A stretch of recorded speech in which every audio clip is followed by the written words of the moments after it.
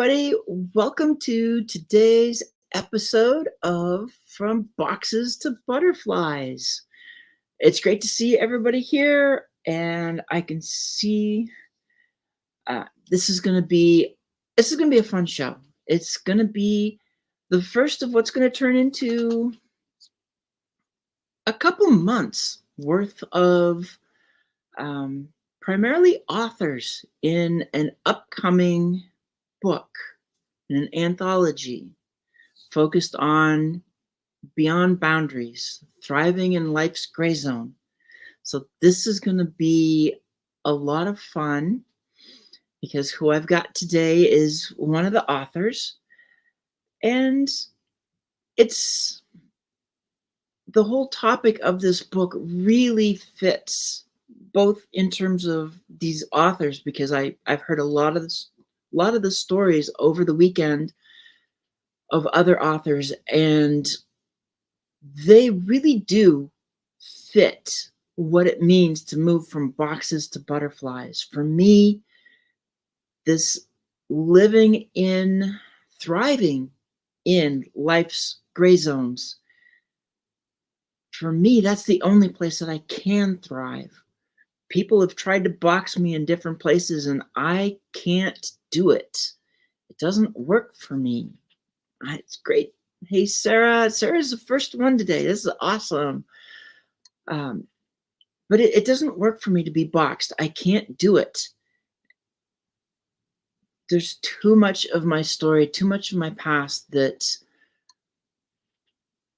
every time somebody tries to say, this is what you are, or they learn something about me, and how many of you does this happen to? You meet somebody, they find out something about you. Maybe it's neurodiversity, maybe it's having a tattoo, maybe it's LGBT, anything. It's wide, but the minute they find out that little piece about who you are, that it is a part of you, suddenly it becomes the box they put you in. And once they put you in that box, they're putting you with people who you don't necessarily connect with.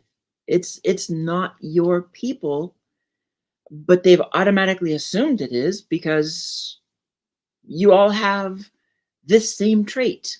Well, that's not how it goes. For me, thriving in the gray zone is staying away from those boxes. They tell you you're this, they tell you you're that. It's like, no, I'm not either of those. I'm really this, but I'm not going to go walk into that box either, because it's still not who I am. I can't be that. I can only be me. I can only be the authentic self that I was born, created to be. That's who my soul is. And so that's why I love speaking. I love writing.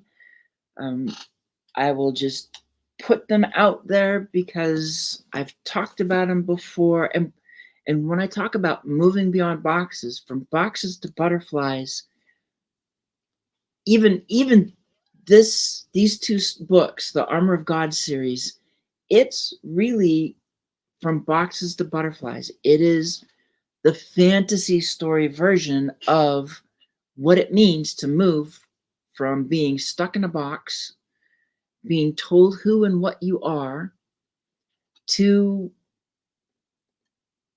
living authentically, living as who you've always been meant to be. And I do the same. It's like I now have a traditionally published book, Faith of the Butterfly, which is the same story. It's I call it my reinvention story, because it is, depending on how some people look at me, they will take that story and go, oh, you're this, and they'll stick me in a box, paint me a certain way. It's like, no, it doesn't work for me. That's not who I am. I'm not going in that box. So as we get into today's topic, I've talked about who's coming on, and she has a story that so many people are going to relate to this story in one way or another. it really is a story of what it's like to move from being in a box, whether it's a box somebody else puts us in, whether it's a box we put ourselves in, to finding that way out, taking the steps, finding the people who can help us to move beyond boxes so that we can shine as who we were always meant to be. And so, without further ado, I'm going to bring up. Well, hello and welcome everyone. I'm so excited to be here and with my sister Susanna. It's going back to the Armor of God series. I have gushed about it on audio rooms to friends. You know this. I am such a strong supporter of that series. I literally just it pulls you in just even the first page. Forget the first chapter. You don't want to put it down. You paint such a beautiful, amazing picture with that series. I can't gush about it enough. I literally like devoured the whole series. Like each time I got the book, I like devoured it in a day. It was so amazing. So Uh, and I can't wait to do the. I already know what the third one's going to be. The third one's going to be a prequel. And those are always fun too.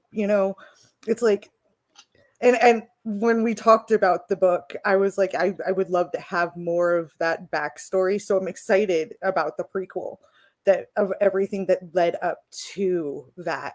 Because that was the one thing that I had said. I was like, I want more of the character of what made them become like this. And you're like, don't worry, it's coming.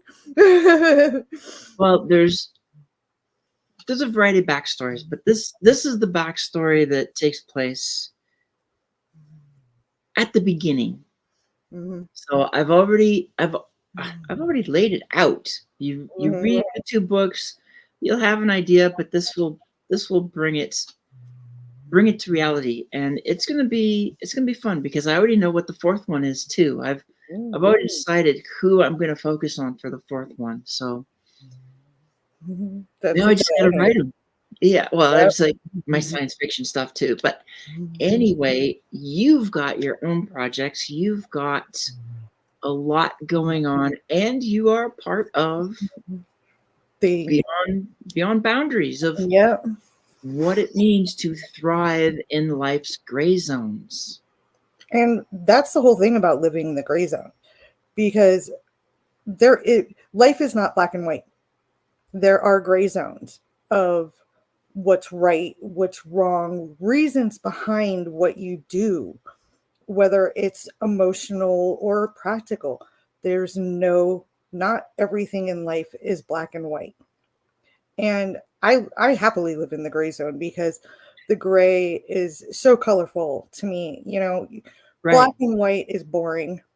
I am not a cookie cutter person. I live in multiple worlds. I live in the virtual world here.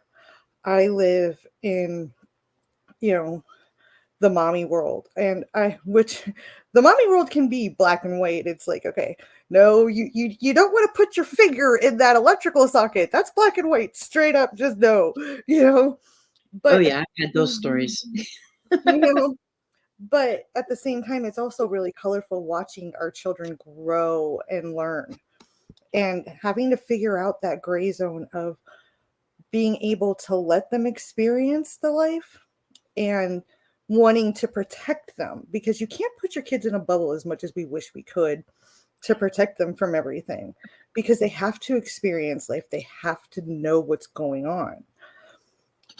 So as for my projects, I am signed with a publisher on Rise for Crystal Phoenix. I've been arguing with them for the last 2 days about my cover art. I'm sure you can understand that one. Oh, I know very well. I mean, I'm happy with the cover art, but it was. Well, I finally came to them with a compromise, because the front cover to me was non-negotiable, and they kept changing it, and it wasn't authentic to me. It wasn't what I wanted.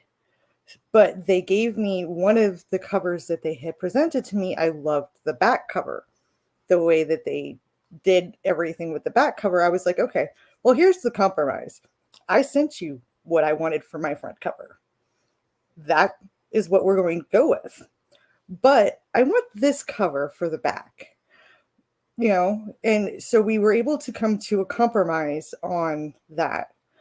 And that project, as it's finally dwindling down, is such a relief because writing that book was very hard for me because it was telling my story of rising from the ashes of domestic violence and everything that I went through and having to rebuild my life and figure out who I was, you know? It's like, and as I'm doing this, I realized I thought at first I wanted to be who I was before. I went through all that and then I thought about it and I reflected and I'm like, I don't really like that person either because that person led me to what I went through. I was like, there are great aspects of that girl, but I want to be more authentic to myself. I want to stop wearing the masks that I was Mhm. raised to wear. I want to get out of that box of you have to be the perfect mom, you have to be the perfect, employee, you have to be I'm not perfect. And I'm always saying I am perfect in my imperfections. I'm me, and that's all I need to be. Yeah. And so when Dr. CJ came to me about Beyond Boundaries, I I was all for it, and she goes to me, but I want you to do something different. You're That's always telling, CJ. she's like, you're always talking about your story with overcoming, but you're also always bringing up how much Matt was your rock and helped you. She's like, so I want you to share your story of being able to build a thriving relationship after going through such a traumatic, long term abusive relationship. And I embraced it because that's what you do when it comes to CJ. You don't say You don't say no. no. And in writing that, I really became was overcome with gratitude and love for Matt because as I'm writing this chapter, and everybody who's in here that knows me, I don't pull the punches. If I'm going to write it, I'm going to be authentic about Right. what happened, the good, the bad, and the ugly. And as I'm writing this, I'm like, my God, that man's a saint for everything that I put him through. And that's more proof that you don't live in that we are living in the gray because, so many others, man or woman, would have run screaming for the hills after, a quarter of what I put that man through getting away from my ex and everything else. So it really goes to show that living in the gray is very true. We all live in the gray and break out of those boxes of the cookie cutter because we're not perfect. I don't fit into the perfect speaker or the perfect mom or the perfect girlfriend because God only knows I'm not. Or the perfect friend or anything. I don't fit into a box. And I No. don't want to. As a phoenix, I want to rise above and spread my wings. How do you spread your wings stuffed into a box that says, oh, you're this or you're that? No, we're all a combination of so many different things. I'm a tomboy, but yet I'll dress up in a evening gown, curl my hair, and go dancing or go to the theater with Matt. And then the next day, be in jeans and a flannel, jumping on the back of his Harley, going for a ride. Who cares? Exactly.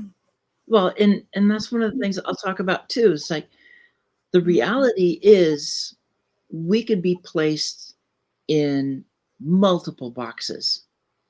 And when I talk about these boxes, it's a case of when somebody tries to put me in a box, doesn't matter which one, that box cannot define me. It doesn't even come close to defining me. In fact, I'm not just more than that box. I am more than all the boxes that people could try and put me in. We all are. And that's why it's like I came into 2022 saying I'm done with boxes. Yet we live in a world where people still can't get out of their head to not label, stigma, box, take your pick. There's even more words that you could use to say this is what you are, and then paint you however, with whatever narrative paint they want. And the reality is we are all so much more than that. I am so much more than every box combined, and we all are. And that's what I want to see people. That's why I want to see moving beyond the boxes, to stop pigeonholing people unless they want to be. And that's where the awareness comes in. And so I'm kind of curious for you, with everything that you've gone through, the way I picture it is we can know we have to do something. And if knowing is half the battle, awareness is that first step. So for you, what was the awareness that allowed you to move from your past to start this journey to where you are now? The awareness was twofold. One was my children. When my baby, and I've told this story probably 1,000 times, but it is the truth. When my baby girl looked at me and said, "Mommy, it's okay if Daddy hurts you as long as he comes home," that was such an eye-opening moment. I mean, to say my heart stopped, I fell to my knees is an understatement. I mean, I literally was just devastated that was her mindset. I mean, she was turning 7 years old and she shouldn't think that way. She should, so that was a big eye-opening moment for me. And I was already wanting to get out. I was already aware that this is wrong. And I'd known it was wrong for a long time, but I was so beaten down that I just didn't know what to do. I didn't know where to look. And Matt, who at the time was just my best friend, gave me that door. He opened that door to his home and said, "Come in. Let's take that first step." And that made me more aware of, okay, there are people that care. And that awareness in itself, when you're put into a box, especially with domestic violence, of victim survivor, and that is a very derogatory box. It is hard box to be in because people look down on you, they judge you. Why did you stay for so long? And everything else. And I was actually just in a call earlier today where we were talking about it, and there are people who don't even realize they're being abused, because not all abuse is physical. In fact, most isn't. Yep. And you don't even realize that you're being abused and isolated. So getting out of that mindset of I deserve it, or, I can't do any better, is a hard box to break out of. And that's actually what my chapter is about in Beyond Boundaries, is understanding that, as broken as I was, I did deserve love. And here was somebody that was willing to show me how I should be treated. I mean, heck, right before we started this, Matt brought me lunch because he loves me and wants to make sure that I stay healthy, for no other reason, but just because he cares, you know, Exactly. and that's what I deserve as a human being, is to be respected and loved. And every human being deserves that. And having that awareness that, as how is it that CJ said it on Sunday? Oh gosh. And now, of course, it's like, I can't think of it, but she said, like, as much of a mess as I was, doesn't matter. Damaged goods. That's what it was. She Right. said, even though I'm damaged goods, it doesn't matter, because damaged goods can be fixed, or, at least evolve. You know, Exactly.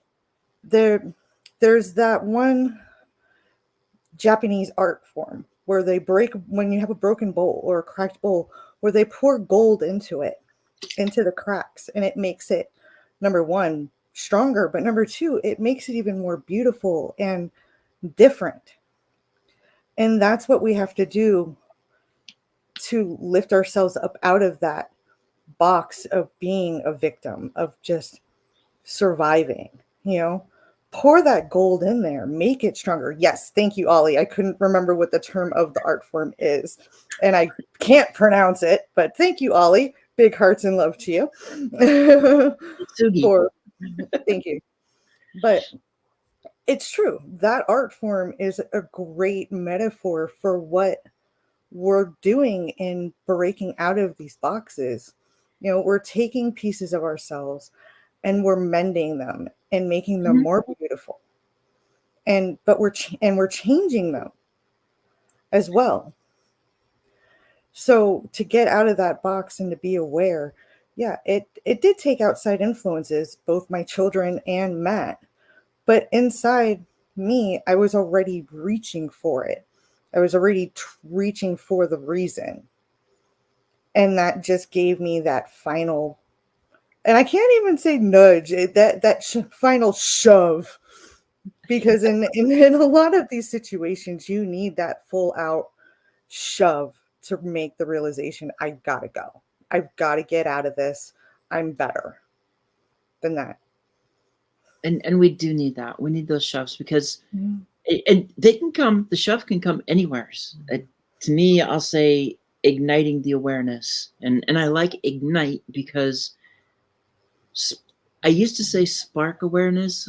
Mhm. Yet a spark does not necessarily mean that it's going to catch. Exactly. How many? You can have lots of sparks, but No, you just brought a funny memory to mind when you said that. We had gone camping for the 4th of July, our first one, and we bought firewood and everything, but it was damp. And Matt and our friend Alex literally spent 3 hours trying to get a spark to ignite this campfire, and it never happened. I finally just went to bed, but I'm laughing the whole time because they're just working so hard at it. But what you're saying is true. A spark does not always ignite into that exactly. blaze that you need it to be. So sorry, it brought back that No. memory, and it just really stuck. Mhm. And in terms of Ollie's question, Chase is HR for you. So yeah, ignite. Ignite is really the thing. But I kind of want to go back to because you talked about um, how the abuse. There's so many ways of abuse, and oftentimes we only think of something that's physical. Mhm. It's and the thought even that it's physical, so that means You can see it. you can see it, you can feel it, you should know it's happening and get out. Mhm. But too often, I think a lot, especially with women, they can see it, they can feel it, they don't know what to do next. You need somebody to help take the next step. And then if we take it to the next level, and I've dealt with this both with my dad and in a marriage, there's the verbal abuse. There's which includes teasing and ridiculing. Mm-hmm. There's Financial. financial abuse. There's emotional abuse. Mm-hmm. And I think there's a few others I was Yeah. trying to remember as well. Because there's also sexual abuse. well, see, I And kind of jumped that to the physical because yeah, it's emotional, lumped it. mental, physical, financial. Those are your core. Psychological, yeah. Psychological, and to me, psychological, mental, and emotional, they all tie together. In a They can. To me, the emotional is actually, I think Mhm. that was for what I went through was much more of the overarching, Mhm. because that was the point where I had lost all confidence in childhood because of my dad. Yeah.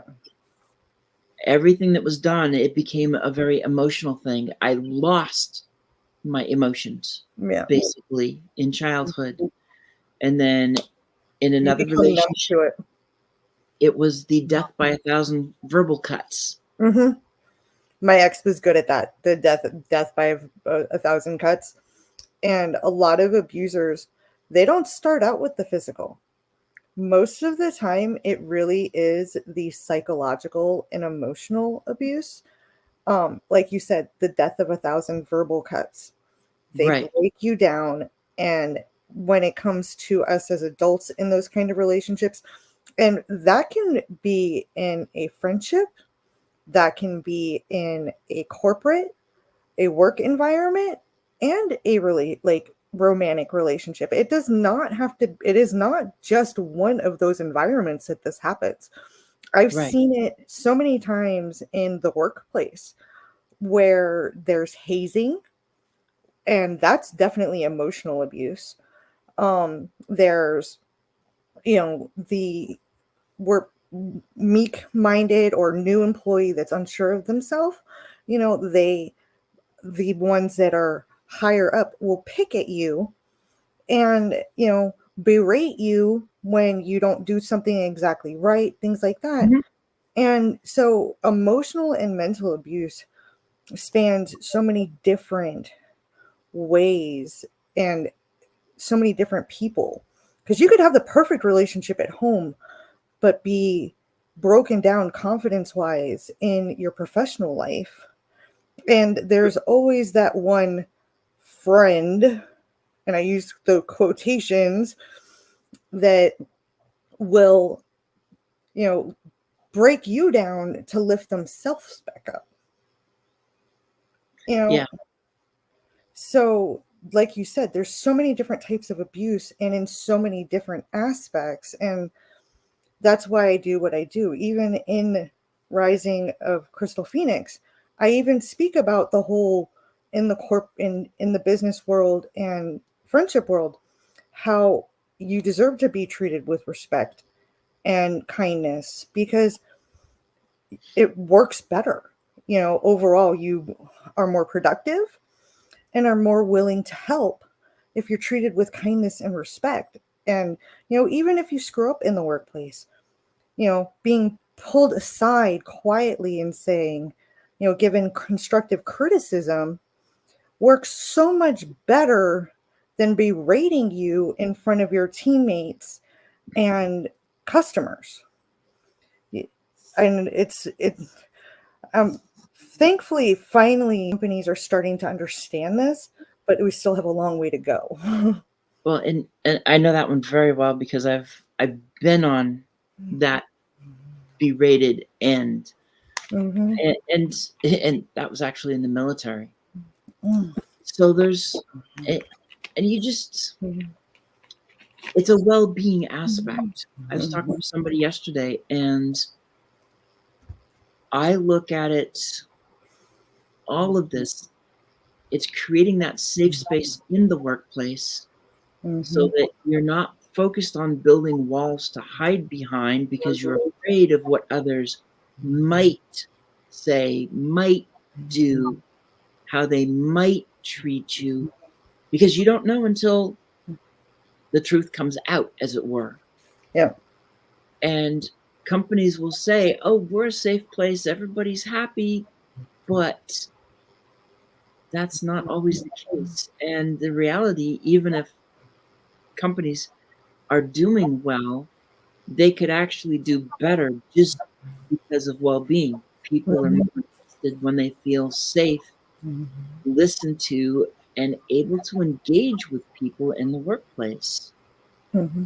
And feeling appreciated is a big one. Even if you don't get that, make that deadline, just being told I appreciate all the work that you did put in, goes a long way, because you'll go that extra mile to try and make that deadline next time because you were, shown appreciation.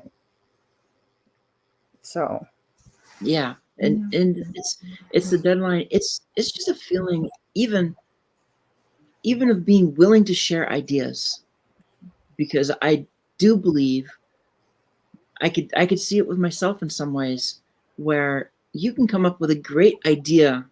The company's trying to do something, a project, new product, something, mm-hmm. and you've got this idea that would be really positive, really good, but you keep it to yourself because to tell this idea could be opening a window in your wall for people to see what it is you're afraid to let them know about, what you're covering. Neurodiversity, take your pick. I mean, It's kind of like I was saying with the masks, exactly. Letting them in will see, could give the opportunity to see the crack in that mask that you don't Right. want them to see. Mm-hmm. It's And that's why we're working on, moving beyond the boxes. Stop well, wearing, for me, it's stop wearing masks. stop wearing Mm-hmm. masks, and stop spending energy to fix the mask. Stop Mm-hmm. spending energy to keep patching the holes in the wall. Mm-hmm. Because when we spend energy covering ourselves, and I'll even take it to how many women are going into the workplace wearing a more masculine attire because that's the perception of how to grow and succeed in the organization, Mm-hmm.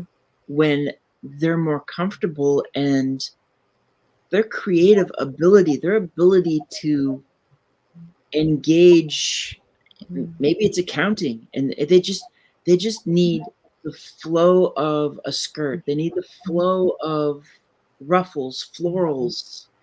Mm-hmm. That's the stuff that makes us feel much more comfortable than a stiff suit.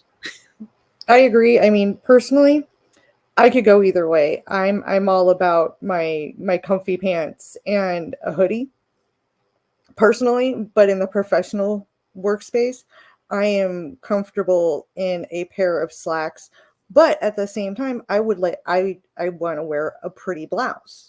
Exactly. I want to have that little bit of makeup on, to show my femininity, but at the same time, like I said, I'm all about my jeans and things like that. And it's not because I don't feel feminine.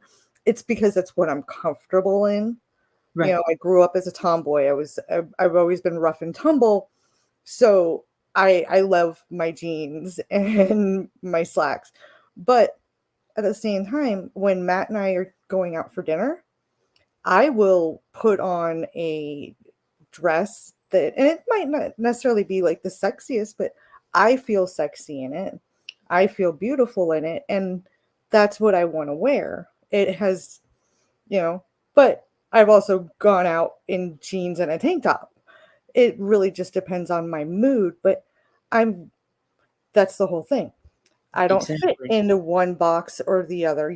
I'm not a girly girl, but I'm not a tomboy. I fit in both boxes, which means I don't fit in any of them which because, is the gray zone. yeah, it really depends on my mood. And I really jokingly say, am I bipolar or do I have split personality, multiple personalities? Because depending on the day is how I want to look. Well, it's I kind of follow that up with a question that I asked previously is within the gray zone, because we're using this term. Mm-hmm. It's like if you're in a box, maybe that's supposed to be the world of color, but isn't the gray zone really where all the color truly is? Mm-hmm. I think I was the one that actually brought that up when you asked that question last week. Was it in the gray zone? It's very colorful. There's so many different colors in it. I'm all about the purples and the blues, and yeah, I like pink, but I've never been the pink girl. You know, I've always been more of lavenders and baby blues and teals. And those aren't your typical girl colors. They're not typical boy colors. They're just what calls to me. Mm-hmm. And that's okay. You could be, royal blue and bright red, and that works for you. It doesn't really matter as long as we are accepting of each other and in the space that we are. Yep. Yeah. Yeah. You get CJ and I together, and it's like it's pink. Yeah. If it ain't got pink and it ain't got sparkles, we'll Oh, fix that. I'm all about the sparkles. I'm all about the sparkles. Exactly. It's got to have the sparkles. It's got to have the pink. We're good to go. And if it Yeah, doesn't, we'll fix it. I mean, I like the purple and the blue sparkles, but if if you ever see I love to do the adult coloring books, and like a lot of times I use gel pens, and and a lot of them are the glitter gel pens or the metallic. It has to shine, it has to sparkle, and that's because of how ostentatious and loud of a personality I can be. If it doesn't sparkle and shine, well, it's not worthless, but it's not me. Exactly. And that's kind of everything I'm as we're talking, all of this really revolves around to be out of the box is to be you, Mhm, your authentic self. And to me, that authentic self is who we are at our core, mhm, at our soul, whether it's loud or not almost doesn't really matter as much as mhm, being who we were created to be, who we are comfortable being, and then being able to fly and soar as the we were. butterfly or phoenix that we are. Exactly. You have those jelly rolls. Okay, Ollie, why aren't you sharing?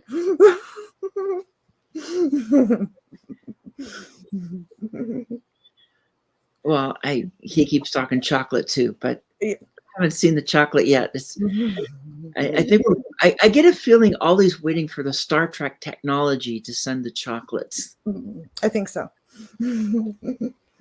I still say German chocolate's better than French chocolate, but that's just me. Well, you got to remember he's Belgian. Belgian chocolate is really good too, but my godmother used to bring me white chocolate from Germany, and oh my god, best I ever had. Yes, Scotty, bring them up. There we go. Yeah, Ollie's ready. He's just waiting for the technology to get here. Well, or we could go into the Diablo D&D world and town portal it. There you go. But as you kind of talk about your story too, I want to. Is there anything else you kind of want to add to how you're looking at your story when it comes to moving beyond those boxes to thrive in a zone that many think isn't even inhabitable. It has taken a lot of inner work to be able to do that. Wanting to, and Matt brought up the fact that he's like, I hate the term the victim zone, the victim box. He's like, I was like, and I do too. That's why I want to help people rise out of it. I am a survivor of domestic violence. Yes, I own it, but that's not what defines who I am. I don't fit in that box. I am a speaker. I am an author. But to me, more importantly, I am a safe zone. I am a true and loyal friend, companion, partner to Matt, mom, sister, and child of my family. And those are not boxes to me. I don't see any of those labels. I will own, but they're not a box. Those are just components of my personality, of my core being that I choose to own because that's who I am. I am that mommy, and I'm not just mommy to my kids.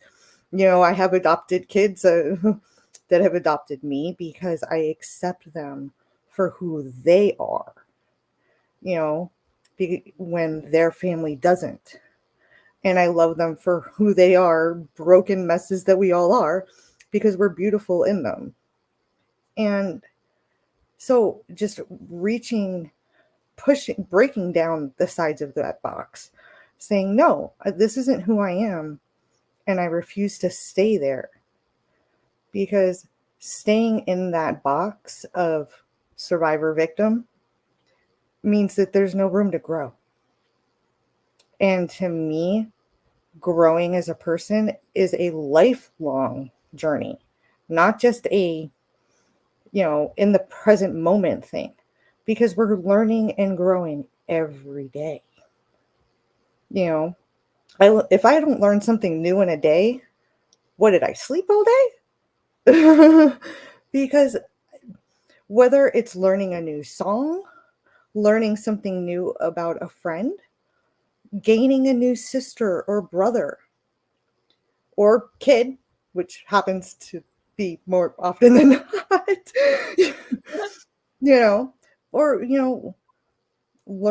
learning anything is growing and getting us out of that box. We had some baby chicks hatch the other day, and we unfortunately lost 2 because of the cold. It had been so cold it affected their eggs. Well, the one baby chick that's left, it's funny. I will hold it and it will calm down and it'll stop yelling.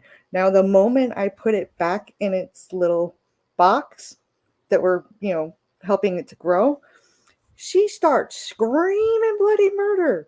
Mama, mama, just chirping and chirping and chirping that she wants me back, and it's just, that was something that I was new that happened. Apparently now I'm a chick whisperer. There you go. So I learned something new about myself just today. And so, yeah, never really thought of myself as a farmer or, chick whisperer, but here we are. Well, and I love too that one of the things that you said that is really important about kind of that acceptance of being in the box and moving beyond the box is acceptance. Mm-hmm. It's accepting what we've been through. It's accepting what other people, who they are, how they've treated us.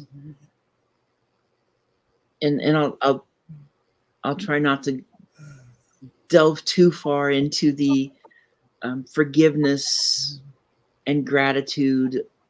Well, that is a big part of acceptance, though, is It's forgiveness and gratitude, because if you don't learn to forgive, and there are 3 forms of forgiveness: situational, like for personal, and self. And Right. having to navigate which one is which is also a journey. Mhm. But I just kind of pulled those back at the moment because it really begins with acceptance. If you can't accept who somebody is, and this is what I had to deal with my dad, Mhm. to be able to heal from what had happened the last time we talked, Mhm. and that's 2.5 years ago now, and I don't know if we'll ever talk again. Mhm. But at that moment, it's accepting who he is. This is where he is in life. Mhm. This is how he grew up. I will accept all of that because that's what made him who he is. Then Mhm. I will forgive him because if he's not going to change, he's not going to change. Mhm. But at least I know where he came from. I'm going to forgive him, and I know that I cannot tell him Yeah. that I forgive him because he'll just look at me and go, I didn't do anything wrong. Mhm. So the forgiveness is for us, but Mhm. we have to accept the situation of where we're at because we can't move forward Mhm. until we accept. And that's part of that. That's part of igniting the awareness. Mhm. I completely agree with that wholeheartedly. Mhm. When it came to forgiving my ex, I didn't forgive him for him. I forgave him because I couldn't hold on to that negative energy, that resentment of everything that he put me through, you know? And I forgave him for me because I refused to hold on to that negativity. You know, I accept what happened. It happened for a reason. Right. I'll never know the reasons, and I don't care to, because at the end of the day, it made me who I am. It helped build me. It helped honestly put me on what I feel really is my calling of helping others rise out of that box of domestic abuse, of mental abuse, trauma, and helping others to accept what happened and move on and be able to have thriving relationships and learn, most importantly, to love themselves again and accept the fact that it wasn't their fault. They didn't deserve it. So I'm taking that as you are a believer in the butterfly effect. And when I say butterfly effect, because I always clarify this, it's as described by Ray Bradbury in A Sound of Thunder, which is a time travel Mhm. story, not the butterfly in Thailand flapped its wings and we have Yeah. a hurricane on the West Coast. Mhm. Mhm. I knew what you meant, but mhm. I know, Mhm. because I talk it all the time. I mean, when you look at my signature emoji, Yeah. um, it's like, Mhm. there's my signature emoji. That is what the second butterfly is for, is the Mhm. butterfly effect. The first one is obvious. The eagle is flying, soaring, but that third one, that's the butterfly effect. Mhm. I love that butterfly phoenix effect. I love you, Ollie.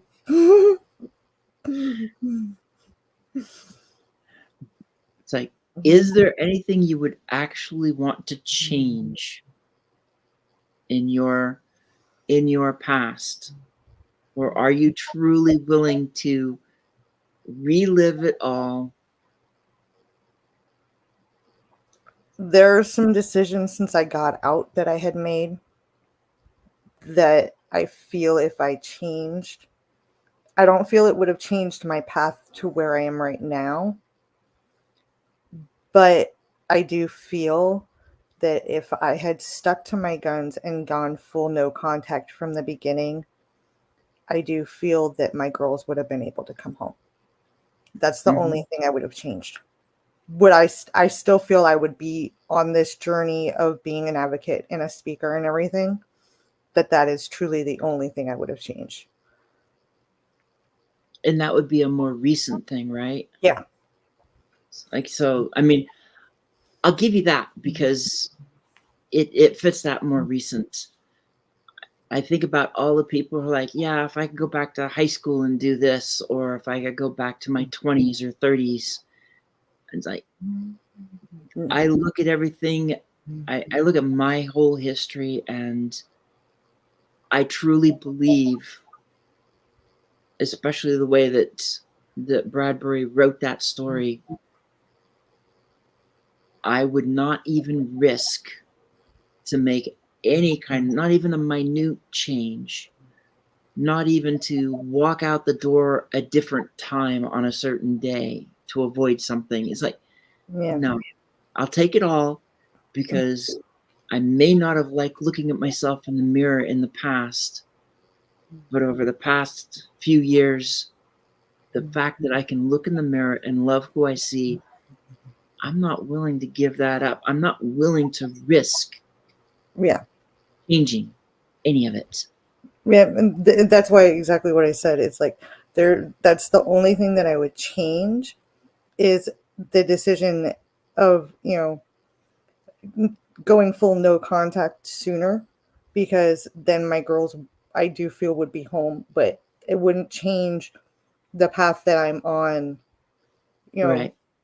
professionally. And to me, this isn't a professional career path. To me, this is my calling. Mm-hmm. Even as a young adult, as a teenager, my aunt always said that I should be a psychiatrist or in some kind of field where I'm helping others, like in a coaching or etc. Back 25 years ago, they didn't have life coaches, really. It was the only kind of field to help people the way that we do as authors and coaches back then would have been to be a psychiatrist or a psychologist, you know. But as a young teenager, my aunt was constantly saying, "Oh, that's the field you should go into," and everything. So it really is a calling. It is part of who I am. So I don't feel that if I, was able to change that aspect, I don't think it would affect who I am now in any way. In fact, I think it just would have made me stronger by doing so. That's Yeah. the only difference. And it is within the last few years. This the stuff that happens within the last few years, yeah, I'll leave it. But even if I had, it's like I wanted to be an astronomer. If I had focused on going that path, the minute that I stepped foot off of what I ended up going through Portland State and go to another university and be Yeah. able to go someplace, it's like everything's out the window. It's a whole Yeah. different life, and all decisions are going to be changed. Yeah. And I don't regret any of the decisions that I made. I mean, yeah, I've made some pretty crappy decisions throughout my life, but they've led me to where I am. And Exactly. I am, for the most part, very happy with where I am in my life. Um, I mean, there's always things to grow, and little nitpicky things that you could say, I need to fix or whatnot. But as a whole, I love my life. I Well, love and who I am now. I can look in the mirror and say that I'm proud of who I've become. exactly. Cosmetic things can be fixed. I've got appointments to do so. Like Nick was just going through the stuff with her teeth. I will be going through the stuff with mine pretty soon, thank God. So it doesn't, as a whole, I love my life. I have a partner in life who supports me and loves me, and I couldn't ask for anybody better than him. And I will constantly thrive to deserve the love and kindness that he has shown me, and forgiveness and everything. Yes, I deserve the love and kindness, but he deserves to be shown how much I appreciate it and it given back, because he stood by me through so much. And I appreciate all of that. So I'm not saying I don't deserve what he's given me, but I will spend the rest of my life giving it back to Right. him. Well, and the other thing too is when we look at my question about the butterfly effect, what I like to look at, and you already kind of alluded to it without saying it, is this is the moment right now to make any changes. Yes, sis. Smile, smile. This comes from the woman who I swear I've never seen anything other than a big old smile.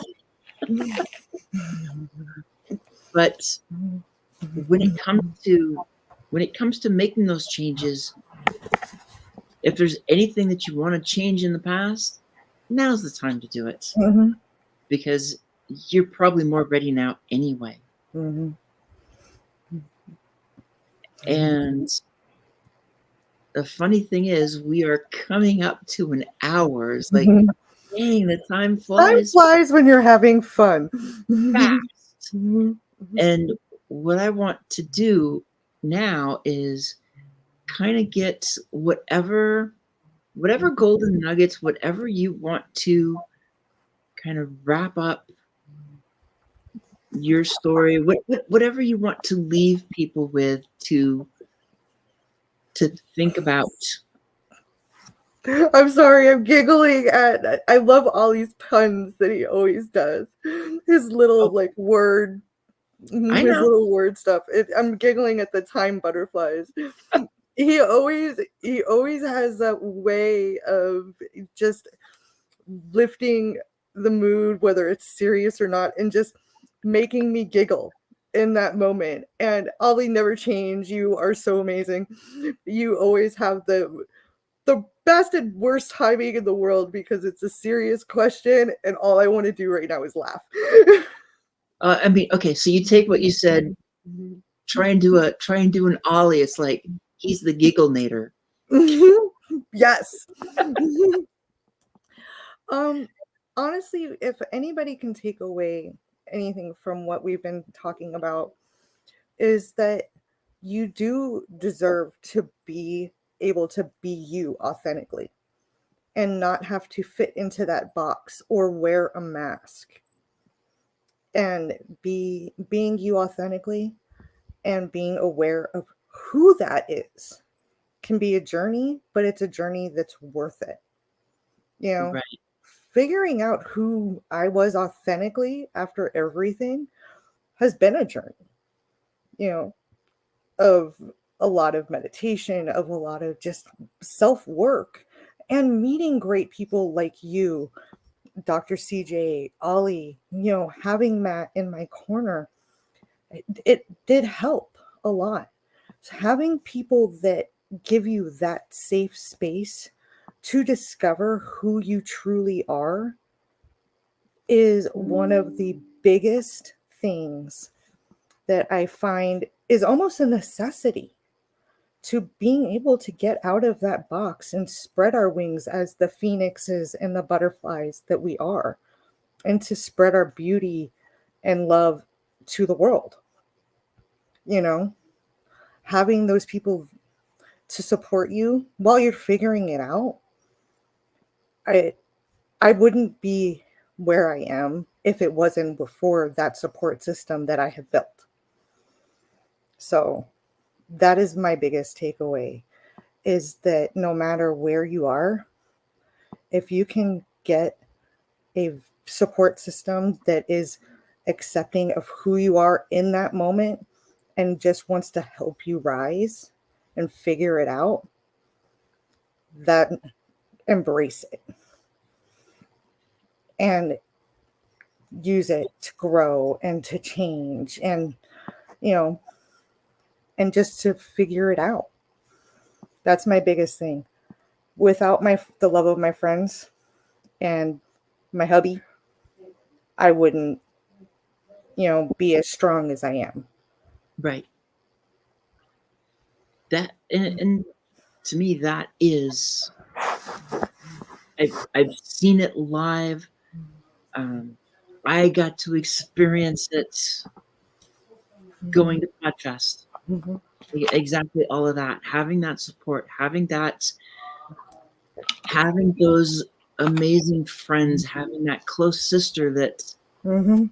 um, the beauty of Podfest was for me how many firsts happened, Mhm. but even more so the fact that I had a sister who got to share them with me, Mhm. because so many times we know that we're ready to take a step. It's a first doing this, a first doing that, and we kind of have to do it alone. Yeah.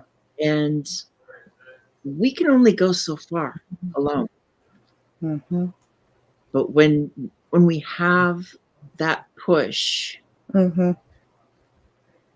and we have that person who we know they've got our back, Yeah. even if they are going to laugh. And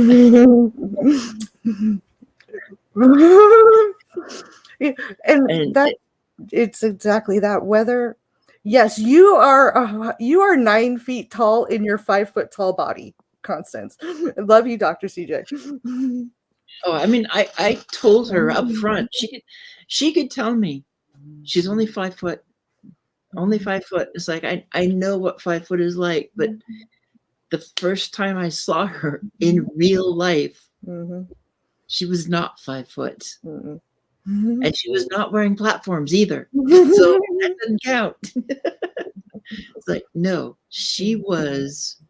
Larger she than life. she was exactly what I expected, and it was not it was not what she keeps telling everybody. It was so much more. And it made it such an amazing journey, such an experience, even to the point of, yes, I got a dress I probably would have never got if it weren't for her. I do have to. We have one last thing to show. We Uh-huh. the There you little go. cookie that I was talking about. This is her, and Awesome. you notice how calm she's getting just by me holding her. Yep. Apparently, I am the chick whisperer. There you go. That's I just had beautiful. to share her with you guys, real quick. Oh, absolutely. I'm so glad you did. Because how often do we get to see chicks live as is? She's like burrowing in your shirt. Yeah, she's burrowing into my shirt right now. She's scared that I'm going to put her back. There you She's go. like, no. And how old is she? 4 days, 5 days at most. That was this weekend. Yeah, it was over the weekend, so Saturday, like Sunday. 5 days. Okay. Yeah. Awesome.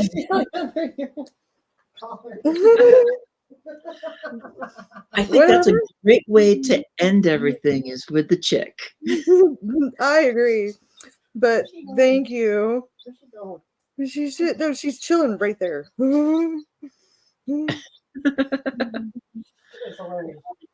Well, it was so great having you on, and I'm really glad you were able to come on.